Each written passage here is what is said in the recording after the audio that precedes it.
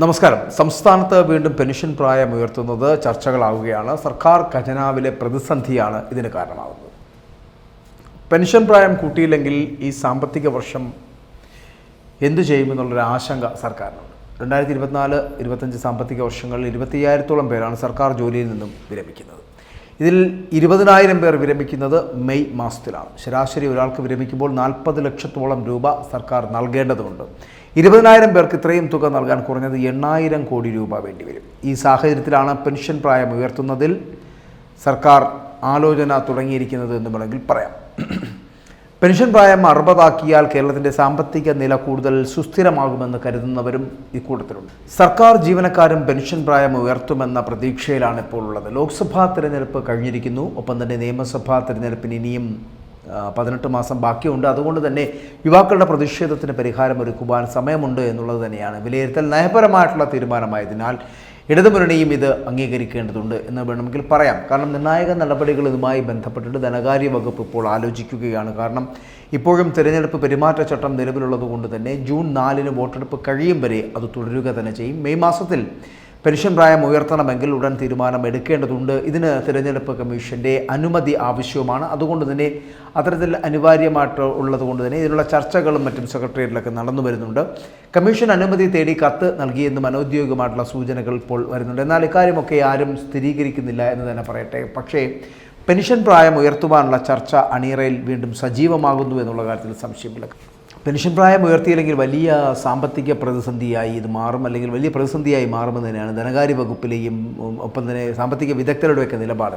എൻജിഒയുടെ മുൻനിര നേതാക്കളുമൊക്കെ മെയ് മാസത്തിൽ പെൻഷനാകാൻ പോവുകയാണ്. ഇവരും പെൻഷൻ പ്രായം ഉയർത്തുന്നതിന് അനുകൂലമായിട്ടുള്ള ഒരു സാഹചര്യം ഉണ്ടാക്കിയവരാണ്. ഇങ്ങനെ വിരമിക്കേണ്ടവർ ഒന്നും ഈ വിരമിക്കലുമായി ബന്ധപ്പെട്ട ഫയൽ നീക്കങ്ങളൊന്നും തുടങ്ങിയിട്ടില്ല എന്നതാണ് ഇപ്പോൾ വസ്തുത. പക്ഷേ പെൻഷൻ ഉയർത്തുമായിരിക്കണം, അല്ലെങ്കിൽ പെൻഷൻ പ്രായം ഉയർത്തുകയോ അടുത്ത സാമ്പത്തിക വർഷം എല്ലാവരും വിരമിക്കുന്ന ഒരു രീതിയിൽ ഏകീകരണമോ ആണ് ആലോചനയിലുള്ളത് എന്ന് വേണമെങ്കിൽ പറയാം. നിലവിലെ സാഹചര്യത്തിൽ കടമെടുത്താണ് കേരളം മുൻപോട്ട് പോയിക്കൊണ്ടിരിക്കുന്നത്. ഏകദേശം 38,000 കോടിയാകും കടമെടുക്കുവാനുള്ള കേന്ദ്ര സർക്കാർ ഒരു വർഷം അല്ലെങ്കിൽ ഈ വർഷം അനുവദിക്കാൻ പോകുന്ന പരിധി എന്ന് പറയപ്പെടുന്നത്. ഇതിൽ ഏകദേശം 10,000 കോടിയിലധികം പെൻഷൻ ആനുകൂല്യം നൽകേണ്ടി വരുന്നത് കേരളത്തിൻ്റെ സാമ്പത്തിക പ്രതിസന്ധിയെ അല്ലെങ്കിൽ സാമ്പത്തിക സ്ഥിതിയെ താറുമാറാക്കും, തകർക്കുക തന്നെ ചെയ്യുമെന്നുള്ള കാര്യത്തിൽ സംശയമില്ല.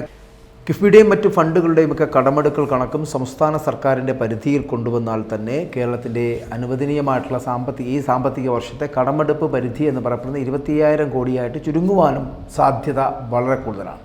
അങ്ങനെ 25,000 കോടി മാത്രം കടമെടുക്കുവാനാകുന്ന ഒരു സാഹചര്യം ഉണ്ടാകുമ്പോൾ പെൻഷന് വേണ്ടി അതിൽ ഏകദേശം പകുതിയോളം കൊടുക്കുന്നതിലെ പ്രതിസന്ധി ചിന്തിക്കാൻ ആകുന്നതിനും അപ്പുറമാണെന്നതാണ്.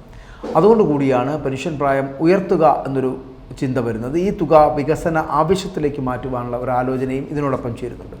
സാമൂഹിക ക്ഷേമ പെൻഷനും മറ്റും മുടങ്ങുന്ന സാഹചര്യം സംസ്ഥാന സർക്കാരിൻ്റെ ഭാഗത്ത് അല്ലെങ്കിൽ സർക്കാരിൻ്റെ പ്രതിച്ഛായയെ ബാധിക്കുമെന്ന് വേണമെങ്കിൽ പറയാം. യുവാക്കൾക്ക് ജോലി നഷ്ടം ഉണ്ടാകില്ല എന്ന സന്ദേശം നൽകിക്കൊണ്ട് പെൻഷൻ പ്രായം ഉയർത്തേണ്ട ഒരു സാഹചര്യമുണ്ട് എന്നുള്ള വിലയിരുത്തൽ കൂടി ഇപ്പോൾ ഉണ്ടാകുന്നുണ്ട്. അതായത് മെയ് മാസത്തിൽ വിരമിക്കാൻ പോകുന്ന 20,000 പേരാണ്. അവർക്ക് ഏകദേശം പെൻഷൻ ആനുകൂല്യങ്ങൾ കൊടുക്കുവാൻ മാത്രം ഈ സാമ്പത്തിക വർഷം വേണ്ടത് എന്ന് പറയുന്നത് 10,000 കോടിയോളം അടുപ്പിച്ചാണ്. 37,000 കോടിയുടെ കടമെടുക്കലിന് അനുമതി കിട്ടിയാൽ പോലും പ്രതിസന്ധി രൂക്ഷമാകുന്നൊരു കാലഘട്ടത്തിലാണ് നമ്മൾ പോകുന്നത്. അടിയന്തരമായിട്ട് പെൻഷൻ പ്രായം ഉയർത്തുവാൻ അണിയറയിൽ നീക്കം സജീവമാകുന്നുണ്ടെങ്കിലും സർക്കാർ ജീവനക്കാർക്ക് ചിലപ്പോൾ ഇത് കോളടിച്ചേക്കാമെന്നും വേണമെങ്കിൽ പറയാം. കാരണം അത്തരത്തിലൊരു ലോട്ടറിയാണ് ഇപ്പോൾ വരുന്നത്. കാരണം 60 വയസ്സ് പെൻഷൻ പ്രായം വർദ്ധിപ്പിക്കുന്ന ഒരു സാഹചര്യം ഉണ്ടാകുകയാണെങ്കിൽ യുവാക്കളെ ഇത് പ്രതിസന്ധിയാക്കുമെന്നുള്ള കാര്യത്തിൽ സംശയമില്ല. കാരണം മാത്രമല്ല 58 വയസ്സിൽ നിന്ന് 60 വയസ്സിലേക്കുള്ള യാത്ര എന്ന് പറയപ്പെടുന്നത് സംസ്ഥാന സർക്കാരിനുണ്ടാകാൻ ഇപ്പോൾ ഉണ്ടാകാൻ പോകുന്ന ഒരു ലാഭമാണെങ്കിലും പക്ഷേ വരും നാളുകളിൽ അത് വലിയ ബാധ്യതയാകുമെന്നുള്ള കാര്യത്തിൽ സംശയമില്ല. അതുകൊണ്ട് തന്നെ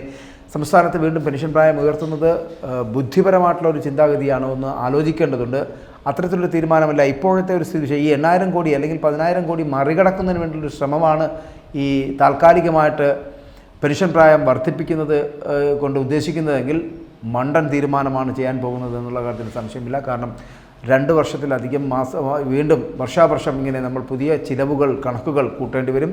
പെൻഷൻ പ്രായം വർദ്ധിപ്പിക്കുമ്പോൾ ശമ്പള വർധന ഉണ്ടാകേണ്ടി വരും. ശമ്പളം കൊടുക്കുന്നതിന് വേണ്ടിയുള്ള പണം കണ്ടെത്തേണ്ടി വരുന്ന ഒരു സാഹചര്യം ഉണ്ടാകും. അപ്പോൾ പുതിയ തൊഴിലവസരങ്ങൾ വരെ നഷ്ടപ്പെടുന്ന ഒരു സാഹചര്യം ഉണ്ടാകും. സംസ്ഥാനത്ത് വീണ്ടും പെൻഷൻ പ്രായം ഉയർത്തുകയാണെങ്കിൽ അത് സാമ്പത്തിക പരാധീനത മാത്രമല്ല സർക്കാരിൻ്റെ നിലനിൽപ്പിനെ തന്നെ ബാധിക്കുമെന്നുള്ള കാര്യത്തിലും സംശയമില്ല.